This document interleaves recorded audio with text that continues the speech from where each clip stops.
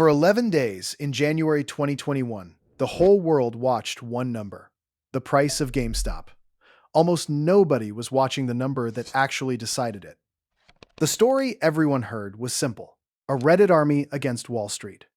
A short squeeze goes off, a gamma squeeze pours gas on it, a hedge fund flips a kill switch to save its friends. Almost every piece of that is wrong. Nobody flipped a switch. What closed the buy button arrived before sunrise, and it was not a stock price. It was a machine. Not an exotic one. It sits under every trade anyone makes. It reprices overnight while you sleep, and it can overrule the price everyone thinks is in charge. Nobody has ever shown it to you. It starts with a company that was supposed to die. August 2019. GameStop sells plastic discs in a mall in the streaming era. The market prices it for the graveyard. About $290 million. $3 a share. Then a familiar name looks under the hood. Michael Burry, the doctor who shorted the housing bubble, now owns a piece of this one. In a public letter, he does the math out loud. The company holds more cash than the whole company is worth. Over $480 million. And more than 57 million shares are sold short. 63% of the company. His demand is simple. Take the cash, buy your own stock back. It would retire, in his words, over 80% of the shares outstanding. GameStop doesn't go that far, but it buys back 38 million shares and quietly shrinks itself by more than a third. Remember that. Fewer shares, the same short bets stacked against them. The powder is dry. Meanwhile, a guy in a headband is talking to nobody. Gill. In 2019, he buys call options on the dying retailer and streams his reasoning to a few hundred viewers. Then real money arrives. Cohen, who built an online pet empire and sold it, files a 9% stake in August 2020. Nearly 6 million shares. The market notices him the way it never noticed Burry or Gill. The next trading day, the stock jumps almost 24%. By January 11th, 2021, Cohen and two allies take seats on the board. To the crowd watching, that's not a governance change. That's a fuse. And in plain sight, in a routine filing, sat the other half of the trade, a hedge fund, Melvin Capital, betting the stock would fall. By November, puts against more than 5 million shares. So here's the board before anyone strikes a match. A shrunken company, more shares sold short than exist. A crowd that did its homework. Now watch what they built. Machine 1. The short squeeze. Build it exactly the way the internet believes in it, because most of it is real. First, the trick that makes the number impossible. How do you sell more than 100% of a company short? You relend the same share. An owner lends a share. A short sells it. The buyer's broker lends that same share out again. Another short sells it again. One share counted twice. Do that enough, and the tally passes 100% while only one real share exists. At the peak, the SEC counted short interest at 123% of the float. Legal and true. And no, this wasn't naked shorting. The SEC checked. GameStop didn't have shares that failed to show up and stay missing. This was ordinary lending, stacked high. Now the loop. Price goes up. The shorts are underwater. Their brokers force them to buy the shares back, and that buying pushes the price up again. Each turn feeds the next. It's real, and it's the machine the whole world agreed on. There's just one problem. It fired early. It was already dying while the price was still climbing. The SEC's own staff report calls the buying by trapped short sellers, quote, a small fraction of overall buy volume. The squeeze wasn't moving the price. Watch the two lines. The price kept climbing while the short interest fell. The report says it plainly. The price of GameStop rose as the short interest decreased. The machine everyone cheered had mostly done its job before the famous week began. So what about the second barrel, the gamma squeeze? Same idea, one layer up. The crowd buys call options. The dealers who sold them hedge by buying real shares, which pushes the price up, which forces them to buy more. It's elegant. It's the mechanism every explainer reached for, and the SEC went looking for it and couldn't find it. Staff did not find evidence of a gamma squeeze, they wrote. And the reason breaks the whole picture. The market makers were buying calls, not writing them. If the dealers weren't stuck on the other side of those calls, nothing forced them to chase the price. The second machine, the one everyone drew, never had its first gear. 2 machines built, 2 machines stamped. So if the squeeze was fading and the gamma loop was a ghost, what held this thing up for weeks? People. Not a mechanism. A stampede. Accounts trading GameStop went from under 10,000 to nearly 900,000 in a single day. In one day, it jumped from about 9,000 accounts to over 60,000. 6 times over, overnight. That's not a squeeze. That's a crowd running through a door. And the SEC named the real engine, in a sentence nobody quotes.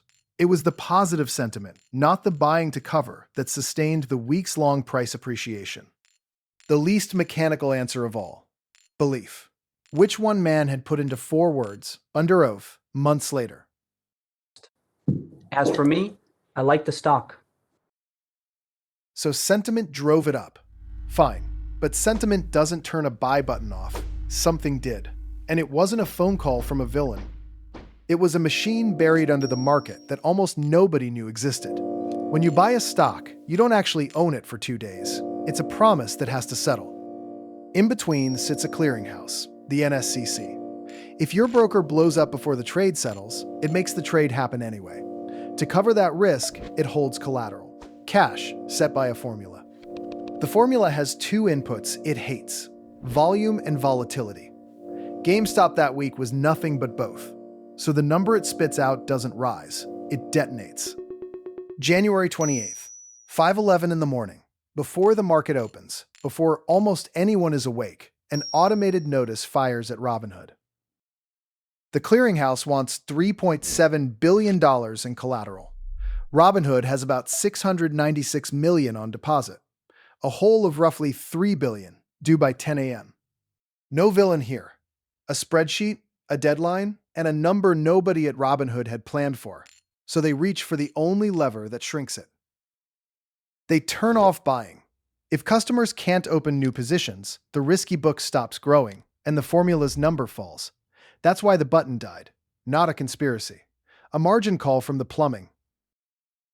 And here's the irony the crowd never saw. Break that $3.7 billion open. Most of it isn't even about GameStop. Most of it was a standard risk charge, and more of that was owed on AMC than GameStop. The rest was a premium Robinhood had never modeled. The number that broke them was barely about GameStop. Then, at 9/11, the clearinghouse waives that premium. Not just for Robinhood. For all 6 firms, it hit that morning. The requirement falls to about $1.4 billion, and Robinhood wires the difference. The report is careful here, so we will be too. The clearinghouse never explained why it waived the charge, and the waiver went out across the industry. Nobody bought that break by turning off a button. Now, rewind 2 days, because the timeline matters. On January 26th, the stock closes up almost 93%. 8 minutes after that close, Elon Musk tweets one word: GameStonk. The internet gives him the credit. The clock says he missed it. The day was already won.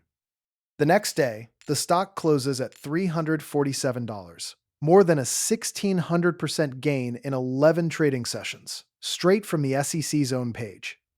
The morning after that, it touches 483, the number from the very first frame. And that's exactly when the plumbing brake slams shut. Buying goes off. The rocket loses its engine midair. GameStop closes that day down 44%. And the next morning, the machine that killed the button does something almost beautiful. It runs backwards.